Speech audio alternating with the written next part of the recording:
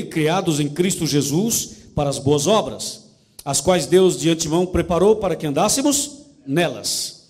Atenção, irmãos, olhem para cá, levante a cabeça, olhem para frente. O verso 8 diz: pela graça sois? Vamos falar mais bonito? Pela graça sois? A salvação é pela lei ou pela graça? Ou pelos dois? Irmãos, a palavra é clara, a salvação é pela graça, só pela graça, não é pelos dois, é pela graça, só pela graça, e ponto final, amém?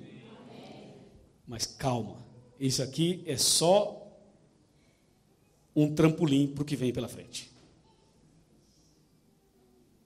A salvação, está claro aqui, ninguém vai discutir mais isso, pela graça sois salvos, mas vem cá, tem uma questão. Nós somos salvos pela graça ou por Jesus Cristo? Você diz, pastor, não é a mesma coisa? Aí sim, eu queria chegar nesse ponto. Quem morreu na cruz, foi Jesus ou foi a graça?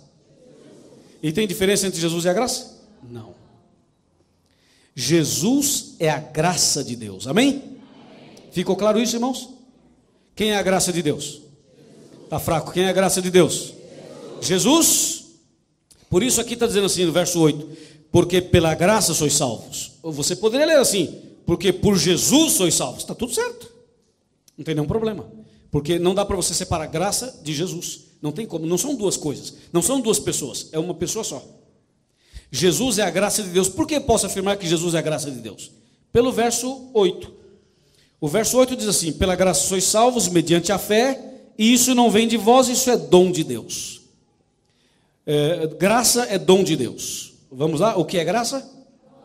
Está fraco, o que é graça? Dom de Deus. Dom de Deus, é um presente de Deus. Por exemplo, a Ana Kátia, nossa cantora do apelo, de cada noite, ela tem o dom de cantar. Deus deu a ela o dom de cantar. Pagou quanto para Deus para ter esse dom? Você deu quanto para ele? Não deu nada. Então você recebeu esse dom, é um presente de Deus para você.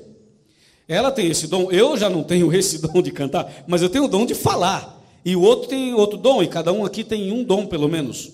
Outras pessoas têm mais. Dom é um presente.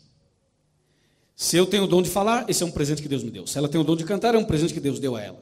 Se você tem o dom de tocar, é um presente que Deus te deu. E assim, dom é um presente. E se a Bíblia diz que a graça, pela graça sois salvos mediante a fé, isso não vem de vós, isso é dom de Deus, significa que é um presente que Deus dá. E o maior presente que Deus deu até hoje para a humanidade tem nome. E o nome dele é Jesus. Jesus é o maior presente. Por isso a Bíblia fala é dom de Deus. Então esse versículo diz para nós que a salvação é pela graça. Só que agora tem uma coisa. O que fazer com a lei? Porque se a salvação é pela graça, só pela graça e ponto final, então a lei foi abolida? Não, a lei não foi abolida. Então para que serve a lei? Essa é a pergunta principal. Só que tem uma coisa mais, antes de responder essa da lei, tem uma outra questão. Porque quando eu responder a questão da lei, aí encerrou o culto, a gente vai embora. Mas veja só, uma outra questão importante. Quando você diz que a salvação é pela graça, e vocês falaram isso desde o começo da reunião, e eu fui dando umas injetadas aqui, para poder abrir nosso entendimento. E todo mundo permaneceu firme, pela graça, pela graça. Está certo, é pela graça. Só que agora temos uma questão. O que o homem pode fazer para ajudar na salvação? Nada.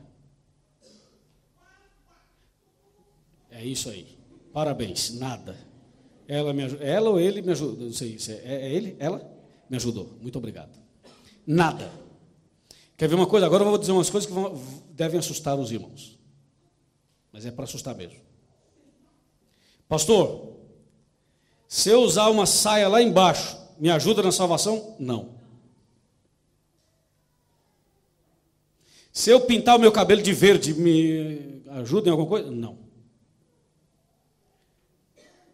Se eu orar 24 horas, ficar ajoelhado 24 horas, porque eu fiz isso, eu serei mais salvo? Não. Se eu devolvo o dízimo, me garanto? Não. Se eu guardar o sábado? Não. Não. E não, e não, e não. E aí temos um problema. Porque uma igreja tem uma doutrina, a outra tem outra, a outra tem outra, a outra tem outra, e ninguém se entende. É uma confusão. Na verdade, as pessoas que dizem que a salvação é pela graça, elas também não entendem isso. Elas mesmas se atrapalham. Eu fui conversar com um pastor evangélico e disse que a salvação é pela graça. E quando eu entrei na doutrina da igreja dele, ele mesmo falou, não, não é bem assim. Então eu falei, então não é pela graça, é pela lei. Outra questão problemática é que as pessoas dizem assim, no Velho Testamento era pela lei, no Novo é pela graça. Não é verdade. A salvação é pela graça hoje, foi ontem, foi antes de ontem, será amanhã, depois de amanhã, desde Adão e Eva até o último ser humano que existir, a salvação sempre será pela graça. Nunca foi pela lei, nem no tempo do santuário, nem no tempo do sacrifício de cordeiros, nunca. Quer um exemplo? Davi pecou? Davi pecou? E como pecou? Davi se perdeu ou foi salvo? Pela lei ou pela graça? Se fosse pela lei, ele estava perdido, porque transgrediu todas. Ele foi salvo pela graça. Quer ver outro? Salomão pecou? Não vamos nem falar desse assunto, né? Porque se tem um camarada para ter mulher, foi Salomão. Teve 700 mulheres e 300 concubinas. 1000. Pecou até dizer chega. Eu pergunto, ele se perdeu ou se salvou? Ele não se perdeu, ele foi salvo. E ele foi salvo pela lei ou pela graça? Porque se fosse pela lei, ele estava perdido. E você pode citar outros nomes do Velho Testamento. Então no Velho Testamento a salvação não era pela lei não, era pela graça. E no Novo também não é pela lei não, é pela graça. Sempre pela graça. A pergunta é, para que serve a lei? Para que servem os 10 mandamentos? Onde entra aí? Eles foram abolidos mesmo? As pessoas que dizem que a lei foi abolida, têm razão ou não têm razão? Como nós podemos harmonizar isso? E se a salvação é 100% pela graça, o que nós devemos fazer com esse negócio de conduta cristã? E roupa, tem a ver roupa, não tem a ver a roupa, e o dízimo, faz parte, não faz parte, e a música, e a adoração, e pode ser liberal, não pode, contemporâneo ou não, como é que funciona tudo isso? Agora que vem o X da questão. E para sabermos bem o X da questão, eu vou convidar 7 garotos e garotas que vão me ajudar aqui na frente. Aí resolveremos esse problema da lei, e em relação à graça. Podem subir aqui. Podem subir aqui, tem uns meninos e umas meninas que vão me ajudar. Aí, podem subir aqui. Eu acho que a gente consegue posicionar todos eles aqui na frente. Por favor, você me ajuda a tirar esses cabos aqui, por gentileza. E acho que vamos ter que mexer um pouquinho só na decoração. Colocar no chão ali, talvez, na frente, para eu não cometer nenhum acidente. Vamos ver se a gente consegue. Vamos fazer assim, ó, você fazer tipo de um anel. Você vem mais para frente um pouquinho e vocês mais para o fundo. Aí, será que todo mundo enxerga essas palavras? Sim, vamos fazer agora eu vou colocar na ordem certa. O pregador vai ser ali. O pregador fica na ponta. Na sequência dele vai a igreja. Depois vai o evangelho. Jesus. Graça, depois de Jesus vem a graça, ali. O pecado vem aí, a lei vem aqui. Você que está com a lei, pode vir mais aqui para frente, fazendo um anelzinho, vem mais. Assim, ficou bem assim, irmãos? Dá para ver tranquilo? Levanta um pouquinho mais, Fábio. Tá bom assim. Vamos ver se todo mundo enxerga bem. Eu começo aqui, vocês me ajudam aí, tá bom? O que está escrito aqui? E aqui? E aqui? E aqui? E aqui? E aqui? E aqui? A partir de agora, vocês vão me ajudar a encerrar o sermão. Só que eu queria que vocês não se cansassem e falassem toda vez que precisar falar. Como eu também estou falando, vocês vão me ajudar a falar, tá bom? Eu vou criar uma história e quando eu apontar para o painel, para a cartolina, vocês vão dizer o que está escrito lá para completar a minha história.